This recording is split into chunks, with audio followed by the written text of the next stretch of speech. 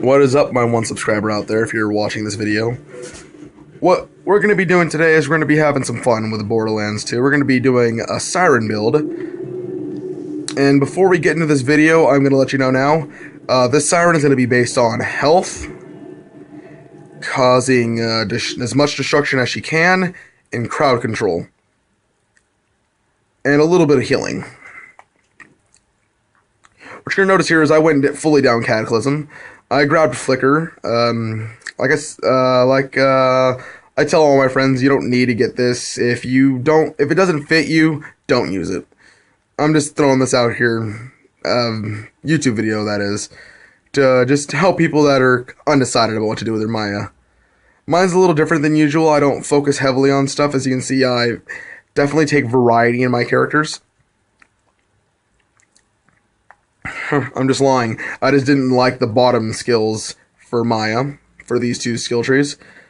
Pretty much, I'll discuss this with the Legendary Siren mod, and yes, it's recommended to use this, the Legendary Siren mod, if you want to get the specific build. If you don't, no harm, no foul. I didn't really see anything from the phase lock cooldown rate since, I'm already getting some from this one. I'm already getting more than what would I do if I maxed out that one. Plus, I feel like this would have been a really good skill for Maya if it added to her duration. Like, say Zero's hull if you kill someone while in Deception. Oh wow, look at me getting off topic talking about a Zero build already. Still in a Maya. So what you're going to see here is I grabbed Flicker and Foresight because it fits my playstyle. I love doing crowd control no matter what it is. I'll still do damage to them. Pretty much, boom. I'm gonna hit people around the place with fire damage. I didn't get Backdrift because I really didn't feel like I needed that extra explosion damage. Since, if I really did want that explosion damage, I'd get a Flame of the Firehawk. I got Cloud Kill because I don't like to deal with robots, and it's a good way to flip them off. Just, tell them to get out. Got Reaper. Increases gun damage to all enemies who have more than 50% of their health remaining. Good plus 40%. That's really good, especially because I'm pretty sure more or less the enemies are going to come by are going to be full health. If I'm speaking too fast, I am sorry. Went Bright Phoenix. I was kind of on the edge of the skill when I first tried it, but then it just clicked with me. Nobody can get close to you, and if they do, they'll start taking damage, and you can just beat the crap out of them with your gun, or if you're melee-based, depending on what you do. This one was my favorite above all else final perks you get with Maya. Basically, the guy you're phase locking is already going to have a bad day as it is. Now, it's going to slag, electrocute, and corrode all nearby enemies. And if you combine this one with this one pulling people towards your ability, it now pulls them to the nearby enemy towards the original target. This is extremely helpful when you want to do a bunch of crowd control. Now, let's talk about the healing tree. You don't have to necessarily grab Restoration. I did it because I'm more of the online gamer. If you're soloing by yourself, I recommend Wreck. And then, since we're health-based, we're definitely going to grab this. We're going to drop 5 here. You definitely want this because your shield may be down a lot, depending on where you're playing and how difficult you're playing on. But if you're like me, you're going to want to go through all the difficulties. You have Ultimate Vault Hunter. Substance, I got it because I love recovering health. Maya doesn't really get a big health bonus, but thanks to this one, if you kill an enemy, you pretty much gain little 4 orbs that'll restore 15% of your health, which is pretty good. Now let's get down to the final tree, and then we'll get to what's going to help your Maya with all these perks. Got Acceleration. I just put 1 there, and I put 4 here because I didn't want to decide over one or the other. The reason why I didn't want to put 5 here and decided to just put 1 there is because that 0.5 seconds you're barely gonna notice the difference. And I just dropped 1 here after I got 5. 5 basically adds up to this one. I'm gonna do a little hangover to let you see what you're gonna be doing here.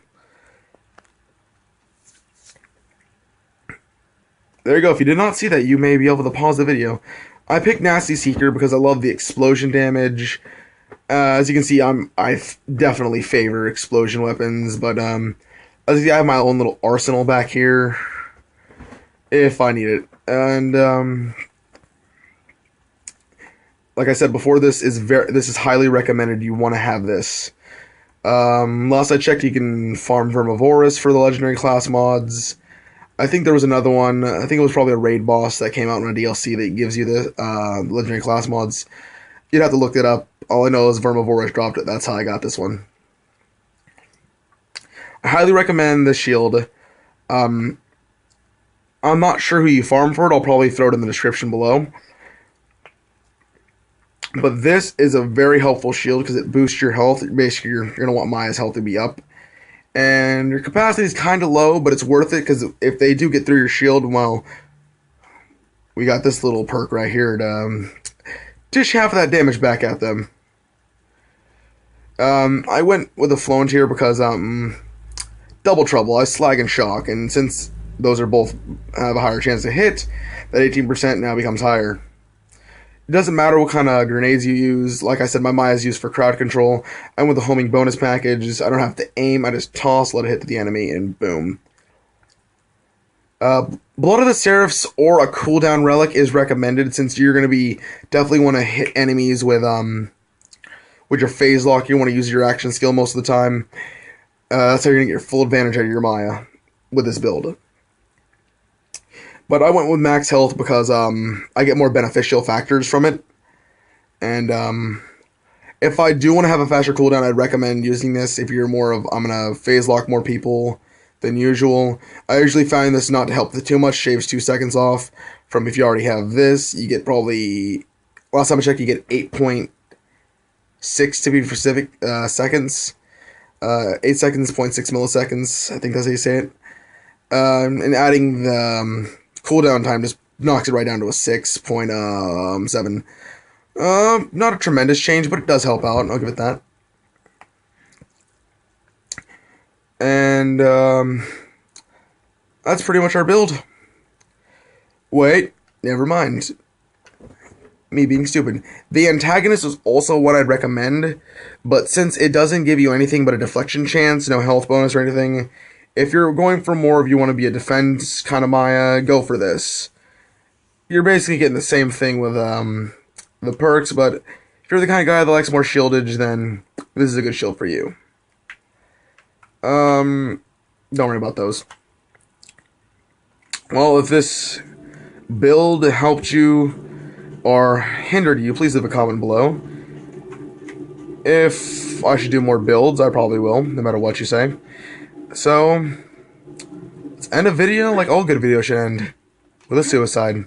Bye, Z's.